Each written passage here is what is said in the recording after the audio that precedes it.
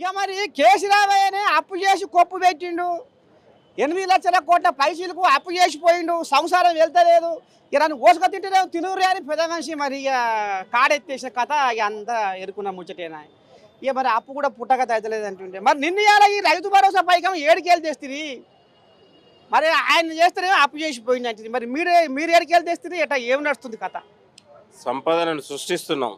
రైతును కాపాడుకోవడానికి ఇవాళ ప్రభుత్వం అనేక విధాలుగా ఒక ప్రయత్నాలు చేస్తూ ఉంది.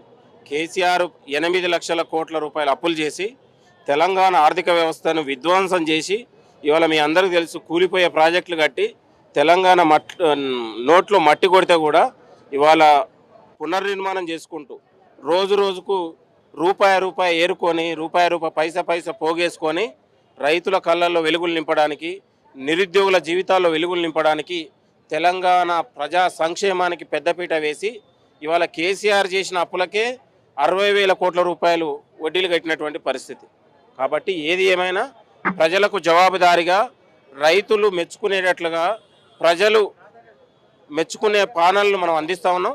భవిష్యత్తులో కూడా ఇదే తరహాలో కాంగ్రెస్ ప్రభుత్వం, ముఖ్యమంత్రి రేవంత్ రెడ్డి గారి పాలన ఉండబోతోంది. 10 ఏళ్ల పాటు తెలంగాణలో కాంగ్రెస్ అధికారంలో ఉంటుంది.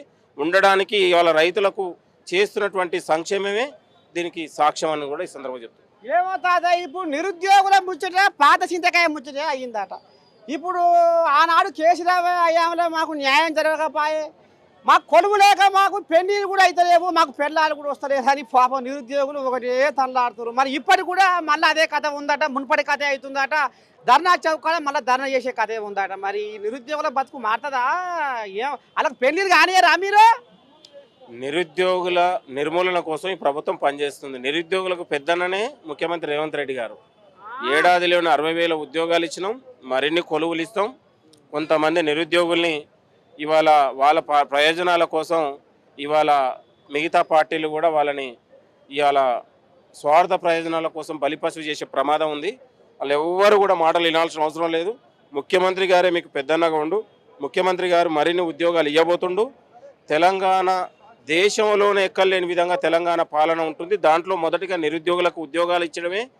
ఏడాదిలోనే 60,000 ఉద్యోగాలు ఇచ్చినాం. మరిన్ని ఉద్యోగాలు కూడా కాస్త మరికొన్ని రోజులలో ఉద్యోగాలు రాబోతున్నాయి. తెలంగాణ ఉద్యోగాల పంట పండబోతూ ఉంది. తెలంగాణ అంటేనే ఉద్యోగాల పంట. కాంగ్రెస్ అంటేనే ప్రజా సంక్షేమం, కాంగ్రెస్ అంటేనే రైతు సంక్షేమం, కాంగ్రెస్ అంటేనే మహిళా సంక్షేమం. కాబట్టి తెలంగాణ సంక్షేమ పథకాలకు పెద్దపీట వేసి దేశం ప్రపంచమే గాంధీ భవన్ వైపు, సెక్రటరియట్ వైపు చూసేటట్లాగా కాంగ్రెస్ పాలన ఉంటుంది. భవిష్యత్తులో కూడా ఇట్లనే ఉంటుంది. ఒక్క ముచ్చట ఏమో గాంధీ భవన్లో పండుగ అంటారు. ఇంతకు ఏం పండుగ, ఏం మాట్లాడబోతురు, ఇంతకు ఏం కథ ఏంది, ఏం పండుగ అన్నట్టు ఏమన్నా ఉందా కథ? పదవుల పండుగ, నిరుద్యోగులకు కొలువుల పండుగ, రైతులకు రుణాల పండుగ, మహిళలకు సహకార బ్యాంకులు ఉన్నటువంటి వడ్డీ లేని రుణాల పండుగ. ఎక్కడ చూసినా పండుగనే. కాంగ్రెస్ అంటేనే పండుగ. కాంగ్రెస్ పార్టీ అధికారంలోకి వస్తేనే ప్రజలకు పండుగ ఉంటుంది. తెలంగాణ ఇవాళ పండుగ దినం. రైతులు వీళ్ళందరూ 4 గంటలకు సెక్రటరీ దగ్గర చూడు దూలా ఆడతారు. ఆ దూలాను మంచిగా చూపించు. ఇవాళ అన్ని తెలంగాణ జిల్లా మొత్తం, రాష్ట్రం మొత్తం కూడా రైతులందరూ దూలా ఆడుతారు. దేశంలో ఎక్కడ లేని విధంగా మా రేవంత్ రెడ్డి గారు ముఖ్యమంత్రి అయిన తర్వాత, కాంగ్రెస్ ప్రభుత్వం వచ్చిన తర్వాత ఇంత గొప్ప పాలన అందిస్తుండే. ఇట్లా రింగుమని ఫోన్లలో పడుతుండే. ఆడ అగ్రికల్చర్ యూనివర్సిటీ ఇట్లా స్టేజ్ మీద చెప్పిండు. ఎమ్మటే మాకు ఫోన్లలో పైసలు వచ్చినాయని సంతోషంగా పడుతున్నారు. నువ్వు కూడా కొంచెం కుంకుమ అయ్యి తీసుకొని రైతుల దగ్గర పోయి కాస్త పోయి. ఏమో కానీ ఇది పదవుల పండుగ లేకపోతే ఏమైనా కడుపుసల చేసే పండుగ ఉందా? ఊరేకో అన్ని కడుపుసల చేసి పండుగ అంటేనే అన్ని ఉంటాయి కదా. తెలంగాణ పండుగ అంటేనే అన్ని ఉంటాయిగా, అన్నీ ఉన్నాయి. నువ్వు కూడా భోజనం చేసి మంచిగా పోతా. Thank you. ఇక మొత్తానికైతే ఇక మరి కోయిల మరి ఇప్పింది, మనసు ఇప్పింది. ఇక మరి పండుగ మాత్రం బ్రహ్మాండంగా చేస్తున్నారు. ఇక మరి ఉన్నమాట మాత్రం కుండ బద్దలు కొట్టిండు. ఇంకా ఏం చెప్తాడు, ఏంది ఏం కథ అనేది ఇగో సంధ్యమ్మ.